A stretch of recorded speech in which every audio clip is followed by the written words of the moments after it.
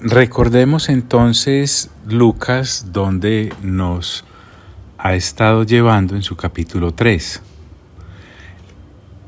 En el año 15 del imperio de Tiberio César, siendo gobernador de Judea Poncio Pilato y Herodes tetrarca de Galilea, y su hermano Felipe tetrarca de Iturea y de la provincia de Traconite, y Lisanías tetrarca de Abilinia, y siendo sumos sacerdotes Anás y Caifás, vino palabra de Dios a Juan, hijo de Zacarías, en el desierto.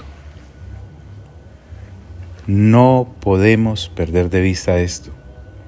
Dios decidió hablarle a Juan en el desierto, no al emperador, no al gobernador, no a los tetrarcas, ni siquiera a los sumos sacerdotes. Decidió hablarle a Juan.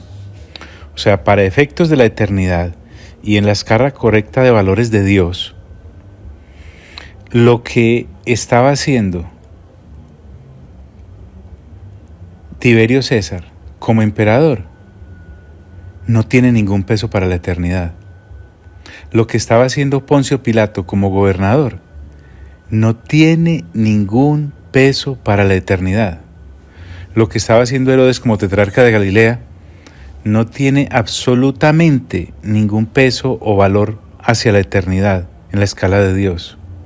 Lo que estaba haciendo Felipe, tetrarca de Iturea y de la provincia de Traconite, no tiene ningún valor con efectos hacia la eternidad. Lo mismo lo que estaba haciendo Lisanias, tetrarca de Abilinia. Para nada, absolutamente nada, tiene ningún peso ni valor. Ni siquiera lo que los sumos sacerdotes Anás y Caifás, corruptos hasta los tuétanos como ya hemos visto, tenía ningún valor para la eternidad. Tenía valor para la eternidad lo que estaba haciendo Juan el Bautista y lo que iba a hacer. Permítame decírselo así, para que le quede bien claro. Lo que estos gobernantes estaban haciendo, mejor dicho, tiene más peso un pelo de axila de ameba, el más pequeño de los microorganismos, que lo que ellos estaban haciendo. Supuestamente, claro, llenaban las páginas de las noticias de la época. El mundo entonces vibraba o temía acerca de ellos, pero para la eternidad no tiene ningún valor. Vino palabra de Dios a Juan, hijo de Zacarías, en el desierto. Y él fue por toda la región contigua al Jordán, predicando el bautismo del arrepentimiento para perdón de pecados, como está escrito en el libro de las palabras del profeta Isaías, que dice: voz del que clama en el desierto, preparad el camino del Señor, enderezad sus sendas, todo valle se rellenará y se bajará todo monte y collado, los caminos torcidos serán enderezados y los caminos ásperos allanados. Y verá toda carne la salvación de Dios. Y decía a las multitudes que salían para ser bautizadas por él: oh generación de víboras, ¿quién os enseñó a huir de la ira venidera? Haced pues frutos dignos de arrepentimiento. Y no comencéis a decir dentro de vosotros mismos: tenemos a Abraham por padre, porque os digo que Dios puede levantar hijos a Abraham aún de estas piedras. Y ya también el hacha está puesta a la raíz de los árboles. Por tanto, todo árbol que no da buen fruto se corta y se echa en el fuego. Entonces, a continuación de esta predicación poderosa, la gente empezó a preguntarle al mismo Juan. Y la gente le preguntaba diciendo: entonces, ¿qué haremos? Estas cantidades de personas que lo escuchaban le están pidiendo que por favor les indique qué deben hacer. Fueron conmovidos, fueron realmente conmovidos por la predicación, y efectivamente eso es lo que ahora Juan entrará a explicarles. Porque mire lo que dice la Escritura: y respondiendo les dijo, ojo, el deber de todo predicador es dar salida al problema del pecado y de los pecados de la humanidad. No es solamente mostrar el pecado y los problemas que éste acarrea. No, eso básicamente lo haría cualquiera. Pero la salida es lo fundamental. Entonces mira lo que dice él. Los dos primeros consejos que Juan el Bautista va a darle son consejos generales, que todos podemos asimilar. Los otros van a ser específicos, porque se dirigió a varias profesiones de la humanidad. Pero comencemos. Dice él, el que tiene 2 túnicas, dé al que no tiene. Me está hablando de repartir y compartir. Observemos que no habla de 2 solamente. También está hablándole al que tiene 10 o 20 o 100. Yo estoy seguro que muchos de ustedes conocen personas que tienen 200 o 300 túnicas. Pero bueno, tampoco nos podemos escudar en que apenas tengo 2. Dice, el que tiene 2 túnicas, dé al que no tiene. Es un principio que podemos aplicar en muchas áreas de la vestimenta, porque ahora no me valga pues usted decir que usted no usa túnica porque usted no es de por allá ni de esa época, no. Pensemos hoy en zapatos, pensemos hoy en medias, pensemos hoy en pantalones, pensemos hoy en camisas, pensemos en calzoncillos, pensemos en camisetas, pensemos en chaquetas, pensemos en gorras, pensemos en sombreros, pensemos en relojes, pensemos, y nos daremos cuenta de que este primer consejo que Juan le da a la humanidad que a gritos le pide ayuda, comienza por el compartir. El que tiene 2 túnicas, dé al que no tiene, comienza diciendo Juan el Bautista a esta multitud. Y pasa al lado de la alimentación, porque dice, y el que tiene que comer, haga lo mismo. Es decir, comparta.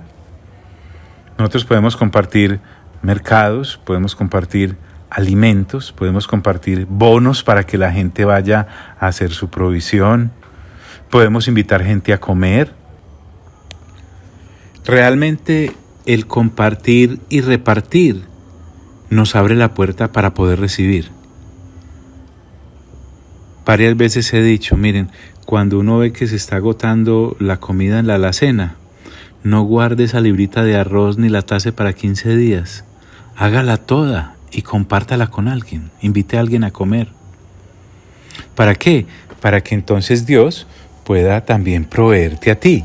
Porque difícilmente, pienso yo, por experiencia, es que Dios va a llenar lo que está lleno. Dios llena lo que está vacío. Y el que tiene que comer, haga lo mismo, dice entonces Juan el Bautista. Y entonces, en este orden de ideas, se aproximan unos publicanos, dice Lucas. Vinieron también unos publicanos para ser bautizados.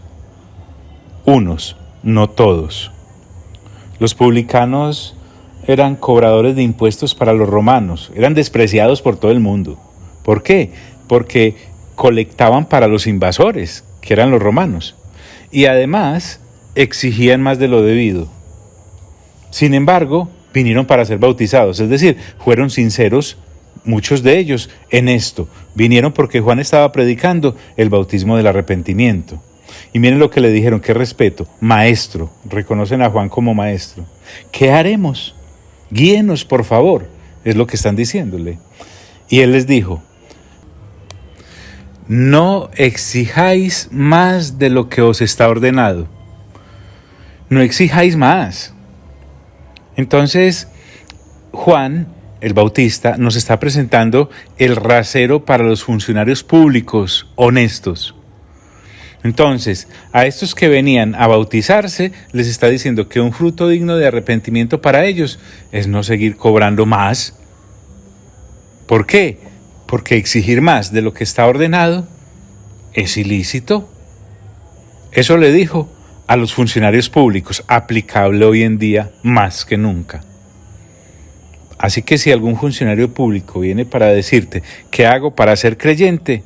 Prun, simplemente dígale, si le da pena, que lea el capítulo 3 del Evangelio de Lucas, específicamente en el versículo 13, y le garantizo que van a entender. También le preguntaron unos soldados, miremos qué habla Juan a la milicia. Vinieron unos soldados, no todos, el cuerpo castrense pues. También le preguntaron unos soldados diciendo, ¿y nosotros qué haremos? Miren, la pregunta es sincera, merece una sincera respuesta. Juan el Bautista les contesta y les dice, no hagáis extorsión a nadie. Es decir, no sean delictuosos. Es que precisamente lo que ustedes hacen es vigilar que los demás no hagan esos atropellos y delitos. Entonces, no hagáis extorsión a nadie, es no cobren ni acepten sobornos. A eso les está diciendo. Pero además, al cuerpo castrense, a estos soldados, Juan el Bautista les dice, ni calumniéis. Es decir, nada de falsos testimonios contra las personas que ustedes vigilan y deben proteger. Y continúa, y contentaos con vuestro salario. Mejor dicho, a ustedes ya se les paga, por favor. ¿Cómo van entonces a extorsionar y a calumniar para recibir más? Entonces, Juan aquí está en su predicación colocando las bases para una sociedad justa. Pero observemos que el cambio debe venir desde adentro del individuo, no desde afuera o de las instituciones en sí. Pueden promulgar muchas leyes, pueden hacerse muchos decretos, pueden hacerse muchas ordenanzas, pero si el individuo no es el que cambia, no podrá entonces tener esta conversión a la cual Juan está invitando. Pero las preguntas sinceras de estos soldados han sido respondidas por Juan el Bautista. Entonces el pueblo, escuchando todo esto y la forma en cómo Juan el Bautista habla, empieza a generar dentro de ellos unas expectativas. Y eso dice Lucas. Como el pueblo estaba en expectativa, miren qué interesante, preguntándose todos en sus corazones si acaso Juan sería el Cristo. Hombre, ¿no le parece a usted muy interesante que alguien llegue a pensar de usted que tal vez usted con esa manera de comportarse sea el Cristo? No, definitivamente a veces la ruana le queda muy grande a uno. Esta gente llena de delitos y transgresiones y pecados nota tal grado de consagración en Juan el Bautista y en su manera de hablar que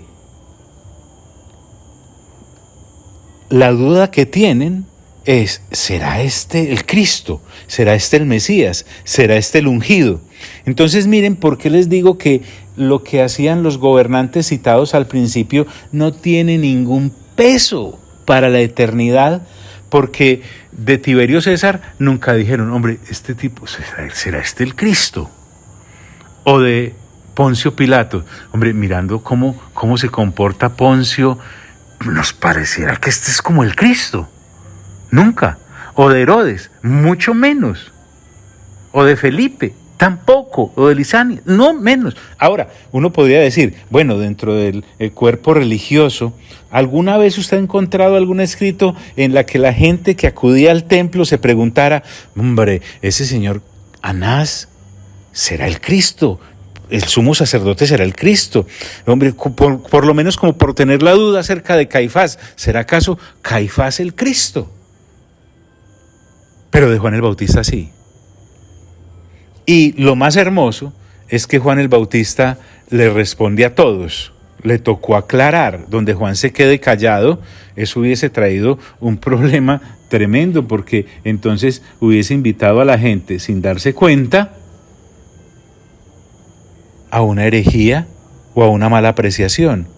Entonces a él le tocó aclarar que no, que él no era el Cristo. Y miren cómo lo aclara. Juan lo dice de una manera tajante. A nadie nos queda la menor duda. Yo a la verdad os bautizo en agua. Es decir, esta es mi misión. Yo hasta ahí llego. Qué buen privilegio. saber uno hasta dónde a uno le toca y lo que uno es. Hay gente que ni sabe lo que le toca, ni sabe lo que es. Y fuera de eso, aparentan ser guías de otras personas y ellos mismos no van a ningún lado. Entonces, ¿a dónde irán los que lo siguen? Yo a la verdad os bautizo en agua, dice Juan el Bautista, pero viene uno más poderoso que yo. Viene uno. Recordemos que Juan es solo un zapero con Z, el que abre el camino, el que está allanando. ¿Por qué? Porque el que viene es más poderoso que él, exponencialmente hablando. Y usted y yo, que estamos renovando entendimiento, pero a la vez desatrasándonos, estamos mirando la primera venida del Señor Jesucristo, porque en cierta manera, usted y yo, ahora los creyentes, que ya creemos en Cristo Jesús, que ya supimos de su primera venida, que ya somos salvos y que tenemos mente renovada, somos los zaperos del segundo regreso del Señor. Escuche bien, usted y yo somos los que tenemos que estarle hablando como Juan el Bautista a la gente. Jesucristo vuelve pronto, Jesucristo vuelve pronto, Jesucristo vuelve pronto. Arrepentíos y haced frutos dignos de arrepentimiento. Es exactamente lo mismo. Lo que sobre Juan el Bautista vino para ser zapero de la primera venida del Señor, a la iglesia, el cuerpo de Cristo, le corresponde ser la zapera del retorno del Señor.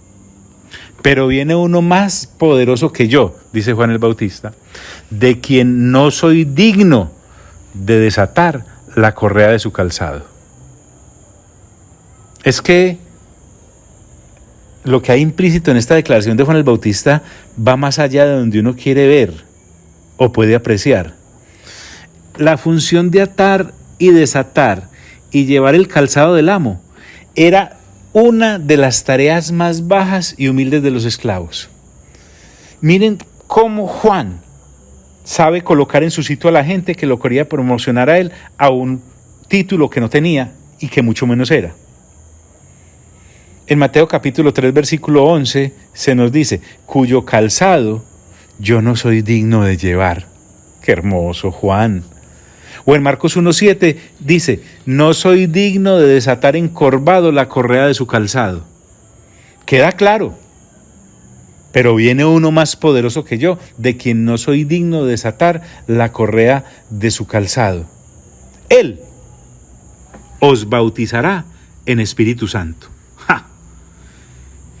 Cosa distinta a lo que hacen varias religiones hoy en día, que solo lo hacen en agua, y muchos creyentes. Porque es que Jesús, la doctrina de Jesús, la del Señor Jesús que es Dios, es el único que bautiza en Espíritu Santo. De resto, si usted no lleva a las personas a ese encuentro real con la persona del Espíritu Santo y solo los bautiza en agua, créanme, solo los mojó. Solo los mojó. Porque es que el Señor Jesús es el que bautiza en Espíritu Santo y fuego. Porque dice Espíritu Santo y fuego. Veamos varias posiciones. Será, por ejemplo, que nos estaba anunciando Juan el Bautista lo que iba a ocurrir en Pentecostés, que se dieron las dos cosas. Cuando el Espíritu Santo desciende por orden del Señor Jesucristo, los apóstoles y los discípulos estaban esperando allí en el aposento alto, cuando en el 1:8 de Hechos les dice, esperen hasta que haya venido la promesa del Padre. Y entonces descendió el Espíritu Santo y fueron bautizados en él. Escuche bien. Y además descendió como en forma de lenguas de fuego. Puede ser referente a lo ocurrido en Pentecostés, que se dieron las dos cosas. Es más, yo me inclinaría por esa. Entonces, otros dicen, bueno, y fuego también se refiere, dicen ellos, a lo que le acontece al creyente a raíz de haber aceptado al Señor, y entonces vienen pruebas y persecuciones sobre él. También me gusta esa también, porque es que cuando uno sinceramente se dedica a las cosas del Señor, persecuciones y pruebas vienen. ¿O no dijo el apóstol Pablo, es necesario que a través de muchas persecuciones entréis en el reino de los cielos?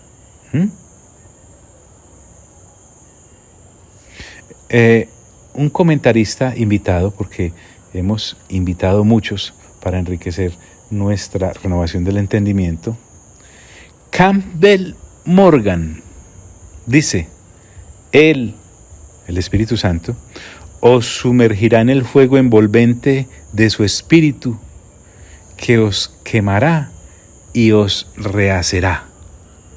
Sí, ¿saben? Esa también me gusta. ¿Por qué? Porque cuando uno realmente es tocado por Dios, usted no vuelve a ser el mismo, usted no vuelve a ser la misma. Nueva criatura es. Las cosas viejas pasaron y he aquí, todas, absolutamente todas, son hechas nuevas.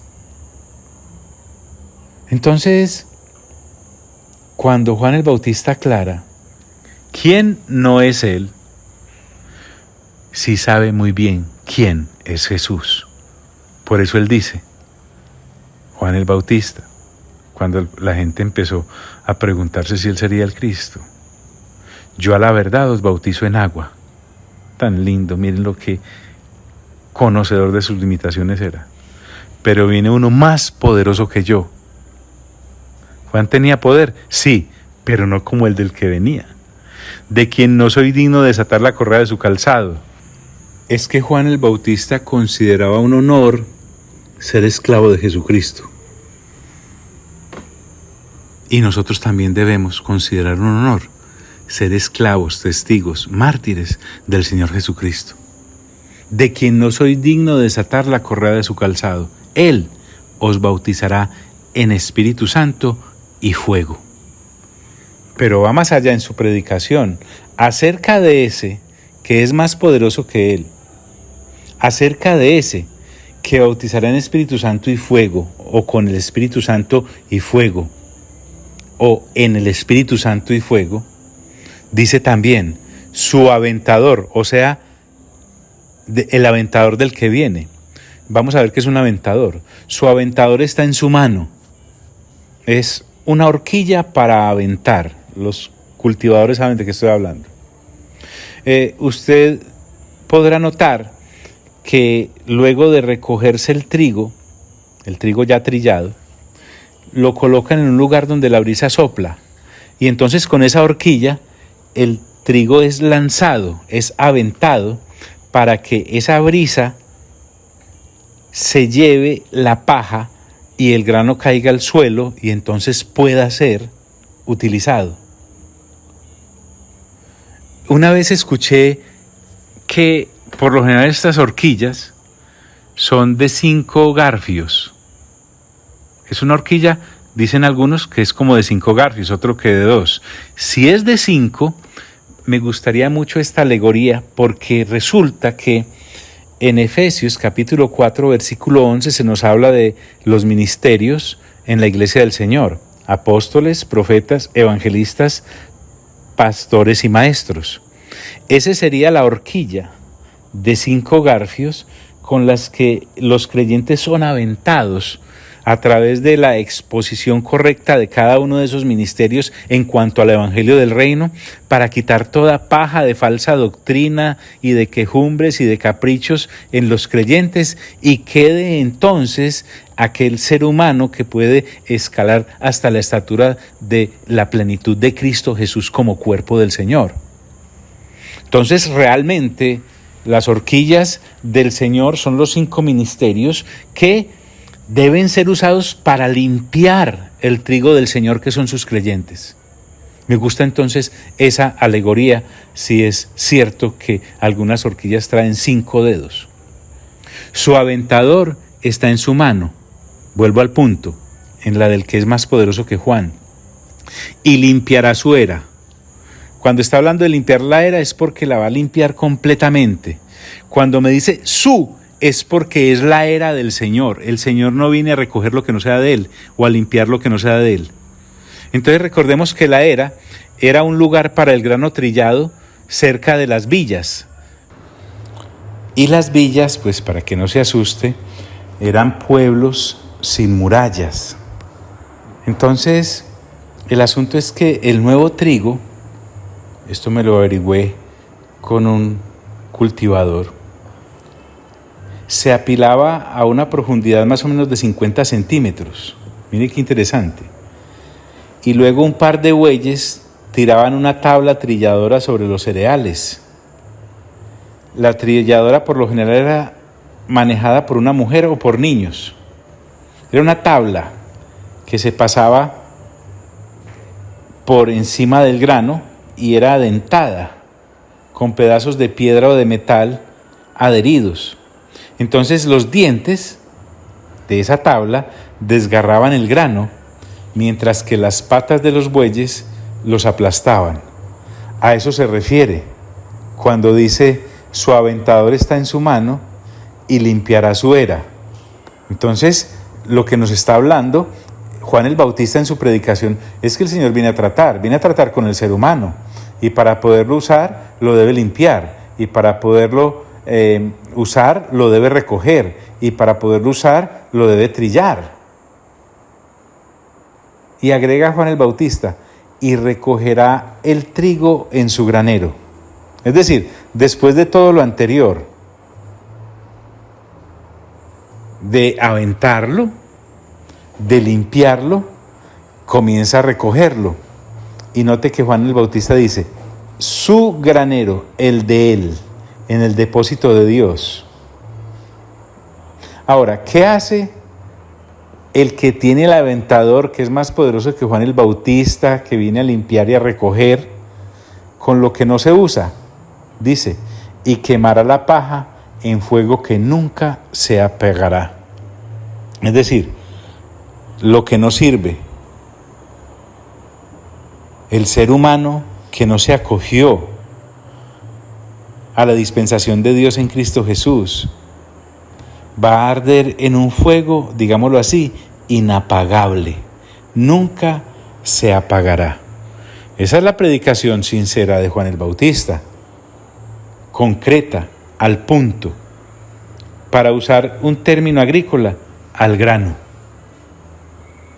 Y continúa diciendo Lucas acerca de Juan el Bautista: con estas y otras muchas exhortaciones anunciaba las buenas nuevas al pueblo. Es decir, estas que hemos escuchado y otras muchas que no están acá referidas, que Lucas no compiló. Entonces, la predicación del Juan el Bautista fue mucho más extensa, pero a Lucas le ha parecido que con estas nos es más que suficiente. Con estas y otras muchas exhortaciones, porque recuerden que la exhortación de Juan el Bautista animaba a corregir el rumbo del ser humano que iba hacia el lago de fuego y azufre, ahora a la eternidad en Cristo Jesús. Y anunciaba las buenas nuevas, porque es que esos son las noticias que el Señor Jesús ha venido a traer y los que las anunciamos, las buenas nuevas de Cristo Jesús. E inicialmente a su pueblo, a los judíos, porque Juan el Bautista predicaba a los judíos inicialmente también. Lucas ahora nos narra una situación con la cual concluye, por lo menos en este evangelio, lo que es el ministerio de Juan el Bautista. Si usted quiere algo más extenso en cuanto a lo que Juan el Bautista hizo o dejó de hacer, lo va a encontrar en los otros evangelios. Lucas, que está compilando para Teófilo, para que él sepa en quién ha creído y lo que ha creído, trae una referencia a Herodes el tetrarca, del cual hicimos ya referencia anteriormente. A este Herodes que se refiere acá, porque Lucas dice: entonces Herodes el tetrarca. A este Herodes que se refiere acá Lucas es Antipas, el hijo de Herodes el Grande y hermano de Arquelao, que parece que reinó del año 4 al 39 después de Cristo. Recordemos que tetrarca era una palabra que originalmente se usaba para designar a un mandatario subordinado que a su vez gobernaba la cuarta parte de un dominio. Por eso se le dice tetrarca. Entonces Herodes el tetrarca, siendo reprendido por Juan el Bautista, a causa de Herodías, mujer de Felipe su hermano, y de todas las maldades que Herodes había hecho, sobre todas ellas añadió además esta: encerró a Juan en la cárcel. Entonces, Lucas, por el énfasis que trae, no se va hasta el final de contarnos cómo es decapitado y todas estas cosas que sí encontramos en otros evangelios de Juan el Bautista, porque el énfasis de Lucas es el Señor Jesús. Entonces, dice sencillamente que Herodes, siendo reprendido por Juan a causa de Herodías, porque recuerde que aquí, con esto que Juan el Bautista está haciendo con Herodes, nos está anunciando tácitamente que las buenas nuevas también son para los gentiles. Y si las buenas nuevas también son para los gentiles, las reprensiones también son para los gentiles. Herodías era la mujer con la cual Herodes vivía, pero resulta que tenía un pequeño detalle. Era la mujer de Felipe, su hermano. El asunto está claro, por eso lo estaba reprendiendo Juan. Entonces Herodes, además de todas las maldades, se ve que no fueron pocas, añadió una más, y fue la de encerrar a Juan el Bautista en la cárcel. Entonces ya te dije que si quieres algo más sobre Juan el Bautista, debes ir a los otros evangelios. Es más, cuando renovemos entendimiento, si Dios nos lo permite, con los otros evangelios, entonces nos centraremos en Juan el Bautista, pero hoy nuestro centro es Jesús. Y continúa la escritura diciendo: aconteció que cuando todo el pueblo se bautizaba, también Jesús fue bautizado.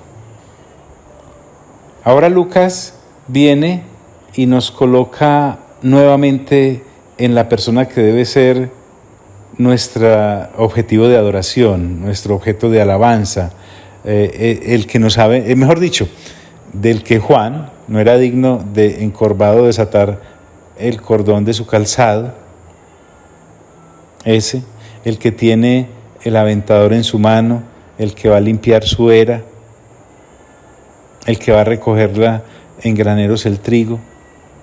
Ese es el que realmente nos debe ocupar. Y habla algo más en cuanto al ministerio de Juan, pero ya en acción sobre el Señor Jesucristo.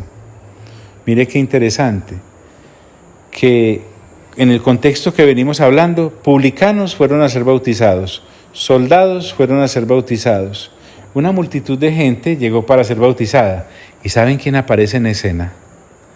El Señor Jesús. Ejemplar en todo el Señor Jesús.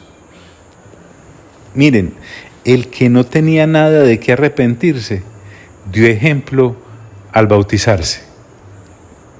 Créanme que yo no entiendo, me da dificultad de entender a aquellos, entre comillas, hermanos, que por alguna razón que yo no entiendo, llevan meses y años y no han dado el paso de bautizarse. Si el Señor Jesús lo hizo, que no tenía nada de qué arrepentirse porque ni nació bajo pecado ni cometió pecados, ¿cuánto más nosotros? Deberíamos era lanzarnos automáticamente a las aguas después de haber creído en el Señor Jesús. También Jesús fue bautizado. Hay muchas personas que su queja, su lamento es: a mi Dios no me habla, a mi Dios no me habla, a mi Dios nunca me habla. Y créeme que me baila la lengua para decirles, es que Dios le habla es a los obedientes. Observe esto, Jesús, que no tenía por qué bautizarse, se bautiza. Jesús, que no había nacido bajo pecado, se bautiza. Jesús, que no tenía nada de qué arrepentirse porque no cometía pecados, se bautiza para darnos ejemplo. Y miren lo que ocurre. También Jesús fue bautizado y orando, el cielo se abrió. La oración es clave en los relatos de Lucas. Ya lo hemos visto también en Hechos de los Apóstoles. Casi en cada uno de los 28 capítulos, no en todos. Habrá unas 2 o 3 excepciones. En los capítulos de Lucas, en Hechos de los Apóstoles, aparece un vínculo a la oración. Además, el énfasis es que Jesús es el que está orando. Nuevamente, amigos, entiéndanme esto, no me vaya a malinterpretar. ¿Jesús es Dios o no es Dios? Claro que es Dios. Sin embargo, oraba. Al que se le ora, ora. No tendría necesidad. Hombre, seguramente que sí, porque se había hecho 100% hombre, pero si Él nos da ejemplo de orar, así como nos dio de bautizarse, ¿quién es uno para no orar que si necesita estar pegado de la fuente eterna? El que no tenía necesidad de orar, lo hace. Qué ejemplar en todo el Señor Jesús. Entonces, miren, al obediente Jesús que se bautiza y al obediente Jesús que ora, dice la Escritura, y orando el cielo se abrió. Se abrió el cielo como se abrió para Esteban en su momento cuando pudo ver el cielo abierto. Se abrió el cielo como se abrió para Pablo cuando dice que si en el cuerpo fuera de él, pero que al tercer cielo fue llevado. O se abrió el cielo como se abrió para Juan el evangelista en Apocalipsis cuando en el capítulo 4 se le dice, ven acá, y él es. Entonces, ahora el mismo cielo es el que se abre para el Señor Jesús. Y orando, el cielo se abrió. Entonces, volvamos al punto de la obediencia para que no se nos pierda el énfasis que quiero darle a este matiz. No, pastor, no, John, no, J, como usted me diga pues. Es que a mí el Señor nunca me habla. Yo te invitaría a que revises hasta qué punto tú obedeces, porque al que obedece, Dios se mantiene hablándole y hablándole y hablándole. Entonces, pongamos el ejemplo de la persona que lleva un buen tiempo después de creer y no se ha bautizado. Si la primera base era bautizarse, ¿cómo lo va a llamar Dios a segunda base o a tercera o a cuarta? ¿Sí? Y si no ora, añadámosle pues a este ejemplo hipotético de gente de otras naciones que ocupa otros lugares en otras congregaciones del planeta, jamás en la nuestra, pues ¿cómo Dios le va a hablar si Dios habla con los que le hablan? Entonces, y lleguemos pues a pensar que se nos abra el cielo. Algunos, si nos descuidamos, se nos va a abrir la tierra, porque recuerden que la obediencia es el camino para que Dios nos hable. Y orando, el cielo se abrió. Y miren qué hermoso esto. Y descendió el Espíritu Santo sobre él en forma corporal como paloma. Entonces, ¿quién se está bautizando? Respóndame pues. Muy bien. Jesús. ¿Jesús quién es? Dios. Muy bien. Y ahora desciende el Espíritu Santo sobre el que se está bautizando. ¿Y el Espíritu Santo quién es? Respóndame pues. Muy bien. Es Dios. O sea, Dios desciende sobre Dios en forma corporal como de paloma.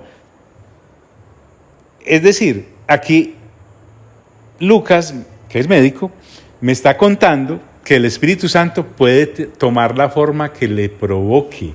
Él es Dios y en este caso desciende en forma corporal como paloma. Ojo pues, el texto me está diciendo como paloma, no que el Espíritu Santo es una paloma. Porque entonces si usted va al parque y encuentra 100 palomas, va a haber 100 espíritus. No. Estamos hablando de que el Espíritu Santo es Dios y puede, en este caso, tomar su forma corporal como de paloma. Como de paloma, pero no es una paloma.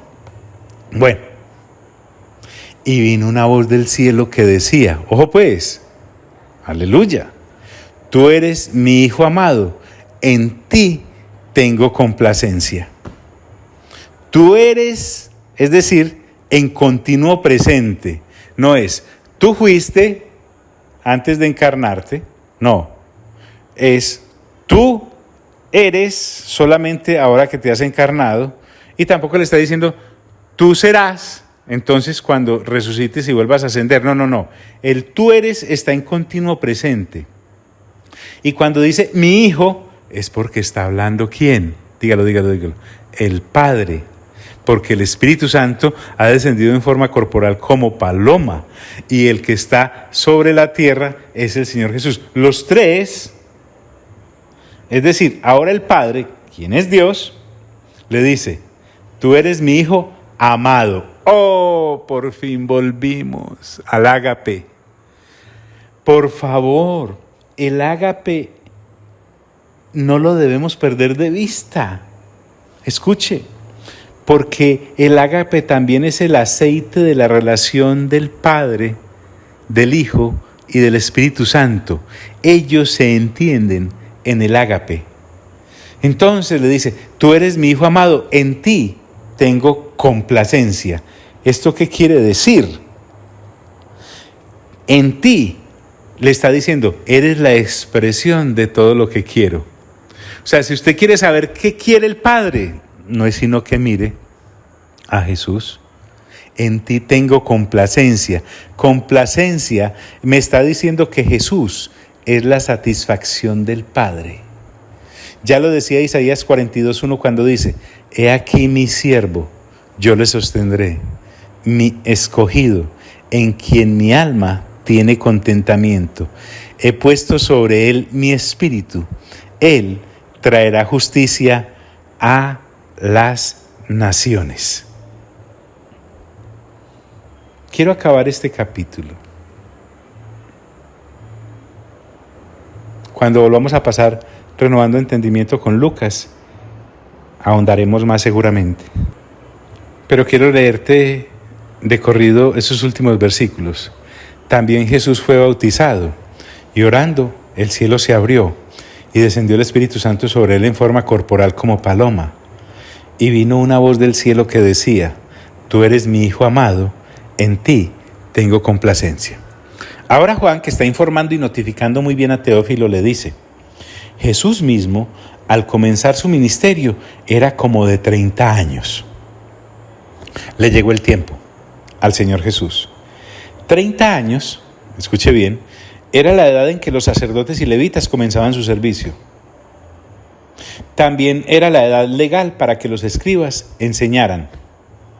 Entonces, esto hace notorio, muy notorio, que Jesús, a los 12 años, como ya vimos en capítulos anteriores, estuviera con aquellos que sabían de la Escritura, discutiendo con ellos en el templo.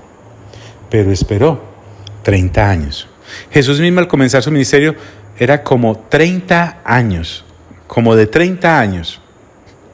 Hijo, según se creía, de José, hijo de Elí. Entonces, nosotros necesitamos entender por qué Lucas incrusta esta genealogía.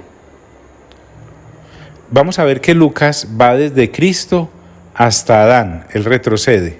Mateo empezó y llegó hasta Cristo. Lucas comienza desde Cristo y retrocede. Porque el Cristo era el Mesías esperado por los judíos. Jesús es el Salvador del mundo. Entonces, según los eruditos, la genealogía que trae a colación Lucas es la línea de María, mientras que la de Mateo es la línea de José. Voy a proceder solo a leer los nombres para que terminemos este capítulo.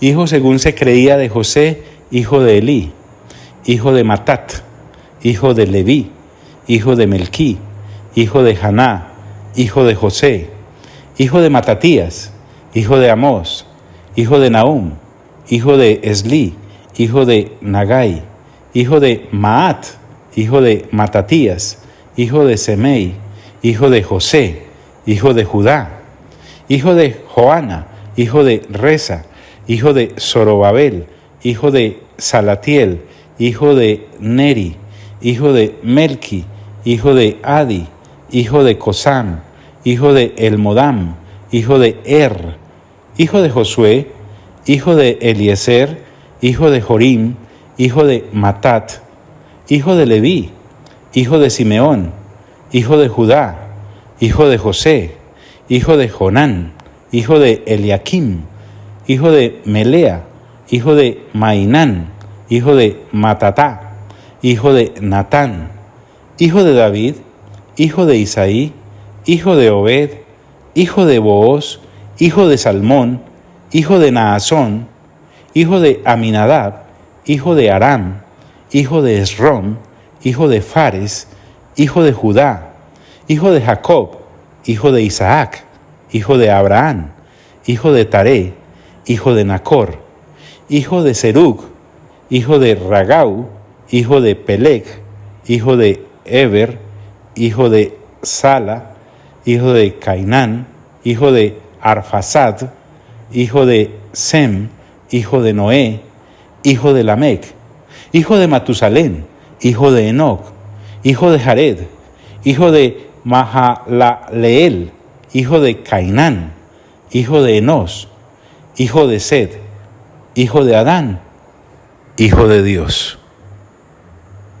Lucas retrocede hasta Adán, hijo de Dios, porque recuerde que le está hablando a Teófilo, un gentil, y necesita que ese Teófilo gentil sepa que está incluido en lo que el Señor Jesús ha venido a hacer como el Cristo o como el Mesías, aquel del cual Juan no es digno de encorvado desatar el cordón de su calzado, pero que a su vez bautizará en Espíritu Santo y fuego.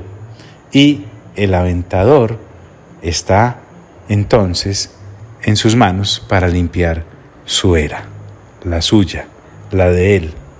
Nosotros somos trigo de ese, del que anunció Juan el Bautista. Y ahora nos corresponde ser los aperos, anunciándole a la humanidad que se arrepienta, porque el Señor Jesús viene por segunda vez y aún hay tiempo. Amado Padre, gracias. A ti sea toda la honra. Amado Señor Jesús, gracias. A ti sea todo el honor. Amado Espíritu Santo, gracias. A ti sea toda la alabanza.